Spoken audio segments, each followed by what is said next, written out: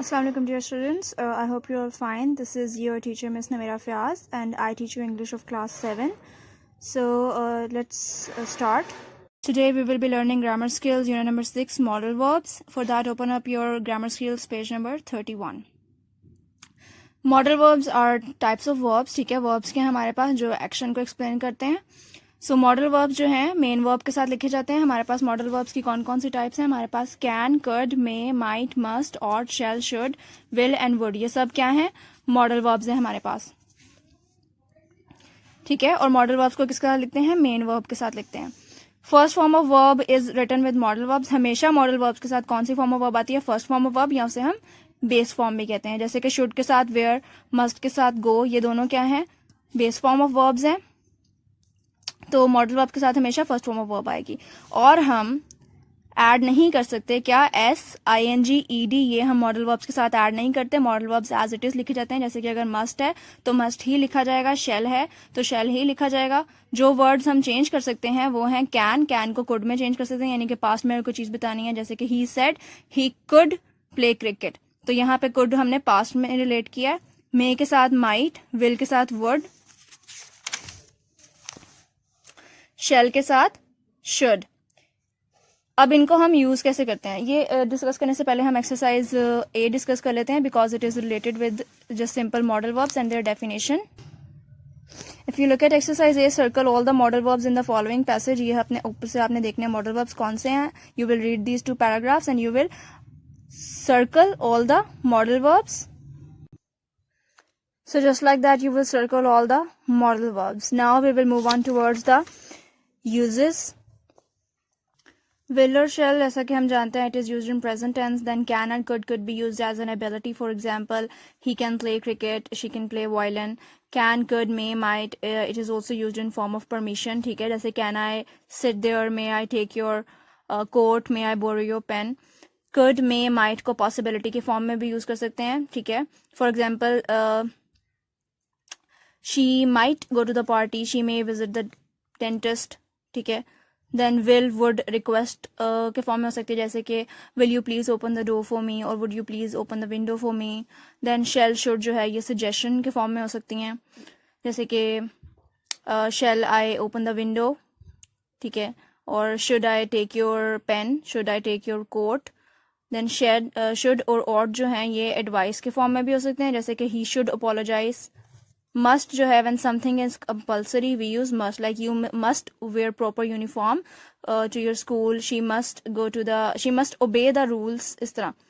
So after reading this grammar help box you will solve your next exercise which is correct. Choose the correct modal verb to fill in each blank. ठीक है, आपको 2 options दिए गए हैं, आपने जो है वो करेक्ट मॉडल वर्ब से ब्लैंक को फिल करना है. जैसे कि please dash may or shall I borrow your pen. यहाँ पे क्या है? आप परमिशन ले रहे हो. सो may, please may I borrow your pen. Children could or should not be rude to their parents. ठीक है, तो यहाँ पे क्या है? should आना चाहिए क्योंकि ये क्या है? हमारे पास एडवाइस है. Children should not be rude to their parents. I thought it will or would be easy to sell my bike. अब यहाँ पे thought जो है ये पास्ट की बात हो रही है, तो हम यहाँ फ्यूचर में यूज नहीं करेंगे, हम इसको पास्ट के रेफरेंस से यूज करेंगे. I thought it would be easy to sell my bike. Similarly, बाकी सारे जो स्टेटमेंट्स हैं वो भी आप इसी तरह सॉल्व कर लेंगे. This box will help you a lot, so read it thoroughly.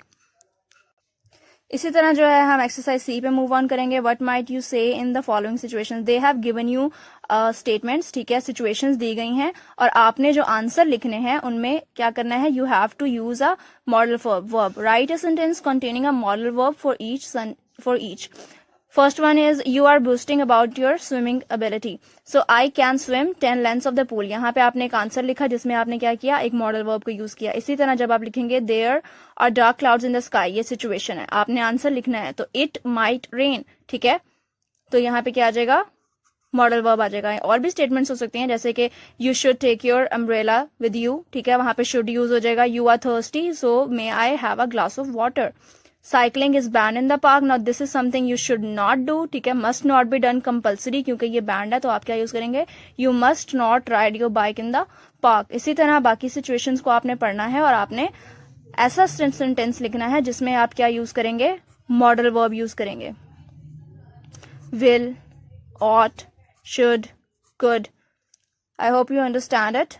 Moving forward to our next exercise, look at the box. The modal verb would has other uses. It can be used with like to make a polite offer or to say what you want. Would हम किस sense में use करते हैं? अगर हमें कुछ चाहिए तो हम would यूज कर सकते हैं, जैसे कि would you like another cup of tea? I would like to go home. It can be used with rather as well, ठीक है, प्रेफरेंस स्टेट करने के लिए. यानी कि अगर कोई दो चीजों के दरमियान कंपैरिजन है तो आप जिस चीज को प्रेफर कर रहे हैं आप उसके साथ rather यूज कर सकते हैं, जैसे कि I would rather read a book then watch TV. यानी कि यहाँ पे आप बुक रीडिंग को प्रेफरेंस दे रहे हैं टीवी देखने के मुकाबले में, तो आप क्या यूज करेंगे? वुड के साथ रादर यूज करेंगे. It can be use to talk about habitual actions, जैसे कि every morning she would take her dog for a walk. अब ये she does, this is something she does every day, ठीक है. तो यहाँ पे हम किसी कोई ऐसी चीज जो हैबिचुअल है, जो रोज होती है, तो उसके साथ भी हम वुड यूज कर सकते हैं. Exercise D is complete the following responses to the questions in any way you choose. Would you like to go for a walk? अब यहाँ पे आपने प्रेफर करना है किसी और चीज को, तो आप क्या करेंगे? I would rather go for a bus ride. Would you like a glass of lemonade? I would rather have a glass of water. इसी तरह सारे स्टेटमेंट्स, जैसे कि would you like to be a doctor? I would rather be a pilot. So you have to state your preference here. You can write anything you like. Before solving exercise E, we will go through this grammar help box. इसमें उन्होंने क्या कहा हुआ है? The verbs need and dare can be used as modal verbs or lexical verbs. यानी कि need और dare को हम modal verbs और lexical verbs दोनों सूरतों में यूज कर सकते हैं. हम differentiate कैसे करेंगे? modal verbs के लिए एक ही कंडीशन है, क्या कि जो है बेस फॉर्म यानी कि फर्स्ट फॉर्म ऑफ वर्ब लिखी जाएगी नीड और डेयर के साथ. नीड, नो, डेयर, टेल दोनों यहाँ पे क्या है? फर्स्ट फॉर्म ऑफ वर्ब्स हैं. दैट मीन्स के ये हमारे पास सिंपल मॉडल वर्ब्स हैं. लेक्सिकल वर्ब्स होते हैं जिनके साथ एस, आईएनजी या ईडी लिखा जाता है, ठीक है. तो अब नीड और डेयर लेक्सिकल वर्ब्स कब होंगे? जब इनके साथ टू लिखा जाएगा. Need, to know, dare, to tell, ठीक है. अगर टू आ गया दैट मीन्स ये हमारे पास क्या है? लेक्सिकल वर्ब्स हैं.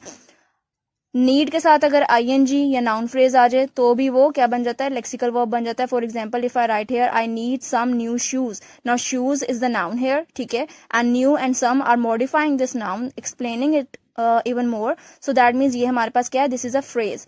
सो I need some new shoes, need के बाद क्या है? एक फ्रेज है, नाउन फ्रेज है. So that makes need a lexical verb.